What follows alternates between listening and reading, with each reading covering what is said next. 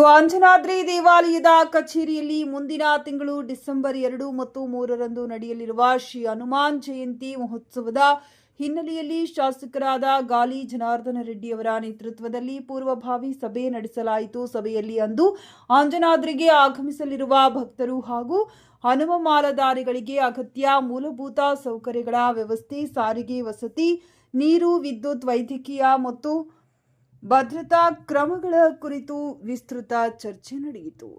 ಸಭೆಯಲ್ಲಿ ಹನುಮಾನ್ ಜಯಂತಿ ಪ್ರಯುಕ್ತ ಆಯೋಜಿಸಲಿರುವ ಧಾರ್ಮಿಕ, ಸಾಂಸ್ಕೃತಿಕ ಮತ್ತು ಭಕ್ತಿ ಕಾರ್ಯಕ್ರಮಗಳ ರೂಪರೇಷೆಯನ್ನು ರೂಪಿಸಲಾಯಿತು. ಎಲ್ಲ ಇಲಾಖೆಗಳ ಸಹಕಾರದೊಂದಿಗೆ ಈ ವರ್ಷದ ಹನುಮಾನ್ ಜಯಂತಿ ಉತ್ಸವವನ್ನು ಭಕ್ತಿ ಭಾವದಿಂದ, ಶ್ರದ್ಧೆಯಿಂದ ಹಾಗೂ ಶಿಸ್ತುಬದ್ಧವಾಗಿ ಯಶಸ್ವಿಯಾಗಿ ನಡೆಸುವ ಸಂಕಲ್ಪವನ್ನು ಸಭೆಯಲ್ಲಿ ಪ್ರಕಟಿಸಲಾಯಿತು.